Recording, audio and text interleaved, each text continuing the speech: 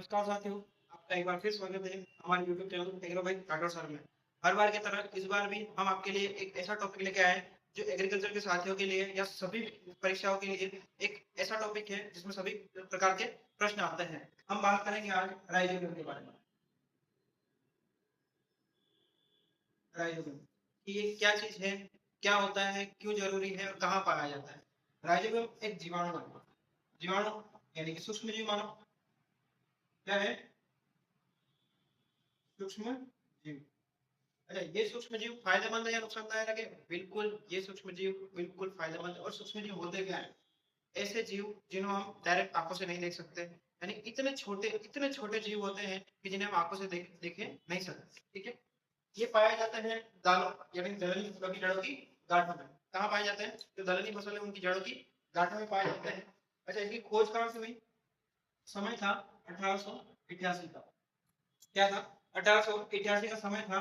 इस समय एक वैज्ञानिक आए, बेंजेरिक। क्या नाम था? बेंजेरिक। इन बेंजेरिक ने क्या किया? इनका रिसर्च वर्क चला था, इनका अनुसंधान कार्य चला था सोयाबीन की फसल पर। किसकी फसल पर? सोयाबीन की फसल पर। इन्होंने खेत में सोयाबीन की फसल लगाई।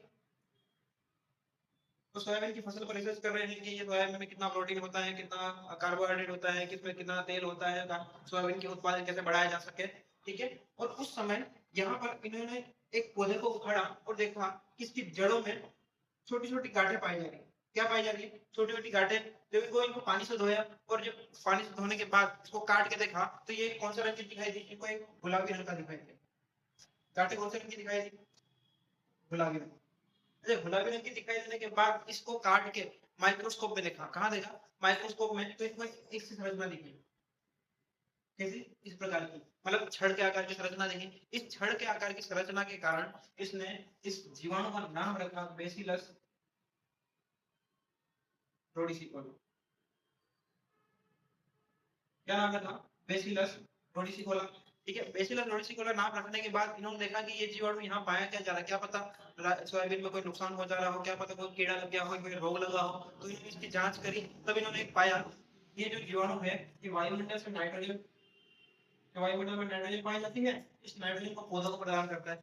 मतलब वायुमंडलीय नाइट्रोजन को पौधों को प्रदान करने का कार्य करता है। मतलब पौधों के लिए अच्छी बात है, केवल बिना यूरिया के पौधों को उगा सकते हैं। तो इन्होंने देखा कि ये नाइट्रोजन कहाँ कहाँ पाया जाता है। ये बेसिलस रोडिसिकोला किसकी फसलों में पाया जाता है? तो ये फसलों में पाया जाता है केवल दलहनी में। जितनी भी दाल वाली फसल, दुनिया में जितनी भी दाल वाली फसल है सभी में एक ऐसा ये जीवाणु पाया जाता है। बाद में कुछ समय बाद इस जीवाणु का नाम बदलकर राइजोबियम रखा। क्या नाम रखा बाद में? इस जीवाणु का नाम रख के राइजोबियम। अच्छा, राइजोबियम ही क्यों रखा? क्योंकि ये एक ऐसा जीवाणु जो वायुमंडल से नाइट्रोजन खींच के अपने पास सुरक्षित कर लेता है और सुरक्षित करने के साथ खुद का पोषण करता है और दूसरे पौधों को भी पोषण प्रदान करता है। ठीक है। अच्छा, खोज कब हुई? 1888 में। किसने करी? बेंजेरिक ने। तो राइजोबियम का पुराना नाम क्या है?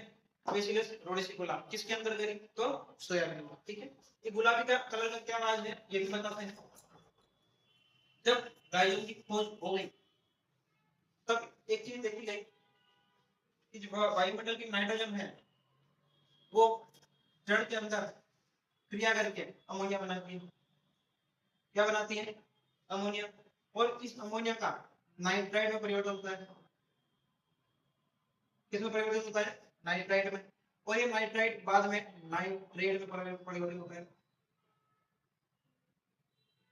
ये नाइट्रेट में परिवर्तित होने के बाद एग्रीकल्चर के सभी विद्यार्थी जानते हैं कि पौधे नाइट्रोजन को नाइट्रेट के रूप में ग्रहण करते हैं। मतलब कि ये देखा जा सकता है कि राइजोबियम वायुमंडल में नाइट्रोजन के रूप में जो नाइट्रोजन है उसको परिवर्तित करके नाइट्रेट में लाता है और नाइट्रेट पौधे अवशोषित करते हैं। ठीक है, ये अवशोषित कर तो लिया। तो मतलब इसका मतलब ये हुआ कि जो किसान लोग खेत में यूरिया दे रहे हैं उसमें यूरिया की जरूरत ही नहीं है, क्योंकि दालों को तो क्या है, प्राकृतिक रूप से जो नाइट्रोजन मिल रहा है, यूरिया देने की जरूरत नहीं है। फालतू यूरिया का खर्चा ही बच गया। यूरिया से जो नुकसान होते हैं वो भी रह रहे हैं। ठीक है, तो पहले राइजोबियम के बारे में जानते हैं कि राइजोबियम है क्या। इसके बारे में कहा जाता है कि यह सजीवी, स्वपोषी और वायवीय जीवाणु है। कैसा है? सजीवी, स्वपोषी और वायवीय। तो तीन शब्द प्रकार होते हैं। सजीवी कैसा है? सजीवी यानी साथ साथ जीवन यापन करने वाला। मतलब इसको अपना जीवन पूरा करने के लिए किसी न किसी के साथ की जरूरत है। जैसे हम लोग इंसानों में देखा जाए शादी करते हैं, शादी में हस्बैंड वाइफ साथ में रहते हैं और अपना जीवन पूर्ण करते हैं, वैसे ही राजन क्या करता है, दलदली फसलों को जड़ों को अपना साथी बना देता है, इन जड़ों में रहता है। तो जड़ें हैं उसको क्या दे रही है, रहने की जगह, बदले में राइजोबियम क्या दे रहा है उसको, भोजन। ठीक है। दूसरा आता है स्वपोषी। स्वपोषी कैसे, कि ये अपना भोजन स्वयं बनाता है, ये भोजन के लिए किसी पर डिपेंडेंट नहीं है। क्या करता है, वायुमंडल से नाइट्रोजन लिया, खुद का भोजन बनाया, जो एक्स्ट्रा भोजन बना वो पौधों को दे दिया, तो स्वपोषी हुआ। दूसरा, तीसरा, वायवीय जीवाणु। कैसा है, वायवीय जीवाणु, मतलब कि वायु की उपस्थिति में ही जिंदा रहेगा, वायु की उपस्थिति में कार्य करेगा, मतलब वायु का मतलब ऑक्सीजन की उपस्थिति में। कैसा, ऑक्सीजन की उपस्थिति में ये कार्य करेगा। तो परिभाषा क्या होगी, सहजीवी, स्वपोषी और वायवीय जीवाणु है। ठीक है। अब एक चीज और देखी गई कि ये कल रंग कौन से रंग का था, तो गुलाबी रंग का। कौन सा रंग था इसमें गाढ़े, गुलाबी रंग की।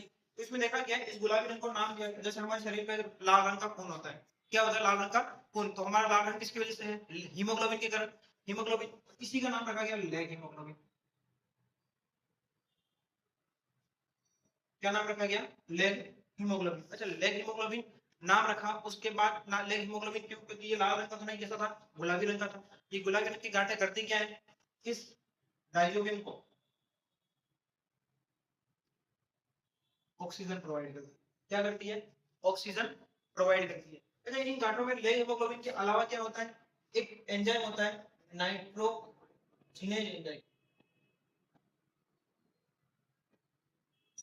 क्या होता है, नाइट्रोजिनेज एंजाइम। अच्छा, नाइट्रोजिनेज एंजाइम का काम क्या है, ये वास्तव में नाइट्रोजन स्त्रीकरण करता है। तो राइजोबियम क्या कर रहा है, अब मान लो कोई कंपनी है, कंपनी में सबसे पहले क्या होता है, एक बॉस होता है, उसके नीचे सारे वर्कर काम कर रहे होते हैं, तो बॉस का कुछ काम करता है, नहीं, बॉस कोई काम नहीं करता। बॉस सभी पे निगरानी रखने का कार्य करता है, सभी का कार्य व्यवस्थित हो रहा है नहीं हो रहा है उसको देखने का कार्य करता है। तो जो सीनियर है वो कौन है, राइजोबियम। और बाद में इसके नीचे काम करने वाला कौन सा है, नाइट्रोजिनेज एंजाइम। ये वायुमंडल से नाइट्रोजन खींचता है, उसको प्रोसेस करता है और अमोनिया में परिवर्तित कर देता है। ये रहता है ऑक्सीजन की अनुपस्थिति में।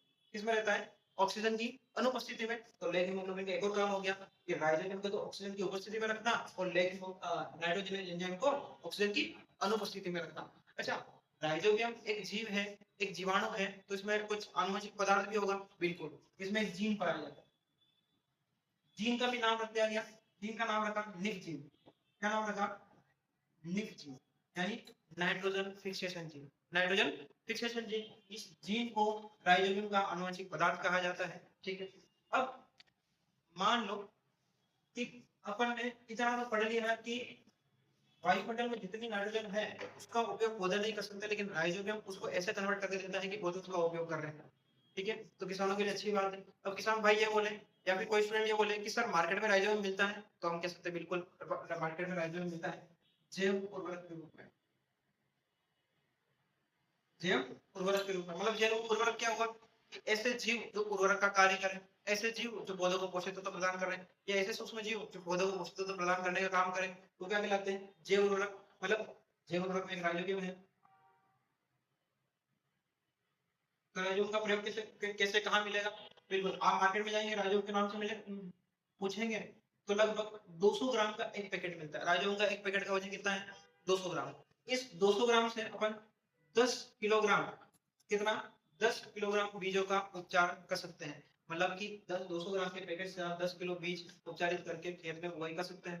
ठीक है। अच्छा, इसकी उपचार कैसे किया जाता है, इसका उपचार किया जाता है FIR विधि से।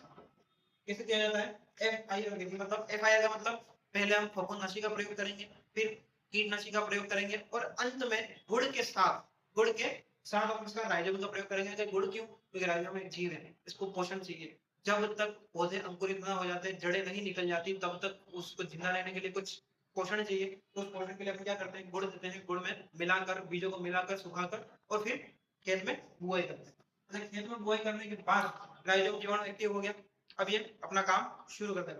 कब तक करता है, जब तक पौधे जीवित हैं, जब तक उसकी जड़ें जीवित हैं, तब तक ये अपना काम करता है। ये तो देख लिया 200 ग्राम में 10 किलोग्राम बीज उपचारित होता है। मतलब आप कह रहे हो कि मुझे 1 किलोग्राम बीज उपचारित करना है, तो मुझे कितने किलोग्राम राइजोबियम चाहिए, बिल्कुल 20 किलोग्राम राइजोबियम, 20 ग्राम, 20 ग्राम राइजोबियम अपने को चाहिए 1 किलोग्राम बीज के लिए। अब कोई मुझे पूछ ले कि आपसे ही पूछा जाए या एग्जाम में क्वेश्चन आ जाए कि 1 ग्राम राइजोबियम में कितने जीवाणु होते हैं, ये तो वैज्ञानिक सवाल हो गया। अपन कृषि विज्ञान के बारे में जान रहे हैं, अपन विज्ञान के बारे में जान रहे हैं, तो एक ऐसा क्वेश्चन आया कि 1 ग्राम राइजोबियम में कितने जीवाणु होते हैं, तो हम बोलते हैं 1 ग्राम राइजोबियम में 10⁻7 से लेकर 10⁸ जीवाणु पाए जाते हैं। मतलब 1 करोड़ से लेकर 10 करोड़ जीवाणु तक पाए जाते हैं 1 ग्राम में। सूक्ष्म जीव इतने छोटे होते हैं तभी तो बहुत सारा काम करेंगे, क्योंकि एक सूक्ष्म जीव बहुत कम मात्रा में, इतनी कम मात्रा में नाइट्रोजन संग्रह करता है, तो बहुत सारे जीव मिलकर बहुत ज्यादा मात्रा में नाइट्रोजन संग्रह। अच्छा, क्या ये दलहनी फसलों के अलावा अन्य किसी फसल में पाया जाता है? बिल्कुल। जिन फसलों में फलियां लगती हैं, जो फसलें चाड़ वाली, बरसीम हो गई, रिजगा हो गई, ढेंचा हो गया, जिनको हरी खाद के रूप में प्रयोग लेते हैं, उनमें भी पाया जाता है। बड़े वृक्षों में पाया जाता है, बिल्कुल। जो वृक्ष किस कुल से है? एक कुल या एक फैमिली आती है लेग्यूमिनेसी। कौन सी कुल आती है? लेग्यूमिनेसी। लेग्यूमिनेसी परिवार के सभी सदस्यों में, जितने भी सदस्य हैं, जितने भी फसलें हैं उसके अंदर, उन सभी में ये राइजोबियम जीवाणु पाया जाता है। एक सबसे इंपॉर्टेंट बात, इन सभी से अगर क्वेश्चन आए ना, तीन जगह से क्वेश्चन आता है कि आपने राजमा का नाम तो सुना होगा, किसका नाम? राजमा। आजकल तो फेमस भी है राजमा चावल, है ना? तो राजमा एक ऐसी दाल वाली फसल है जिसमें राइजोबियम जीवाणु नहीं पाया जाता। जिसमें राइजोबियम जीवाणु नहीं पाया जाता, मतलब दाल भी है, लेग्यूमिनेसी परिवार की फसल भी है, लेकिन इसकी जड़ों में राइजोबियम जीवाणु नहीं पाया जाता। मतलब इसको अपन राइजोबियम का अपवाद मान सकते हैं। क्या मान सकते हैं? अपवाद। तो यहाँ पर अपना टॉपिक खत्म होता है। अगर आपको राइजोबियम से जुड़े कोई भी किसी भी प्रकार का डाउट हो तो आप कमेंट सेक्शन में पूछ सकते हैं, और आप हमें बता सकते हैं कि आपको अगला किसी भी एग्रीकल्चर का टॉपिक, कॉन्सेप्ट किस टॉपिक पर चाहिए, तो आप हमें बता सकते हैं कमेंट सेक्शन में, ताकि हम उस पर अगला वीडियो लाएं। धन्यवाद।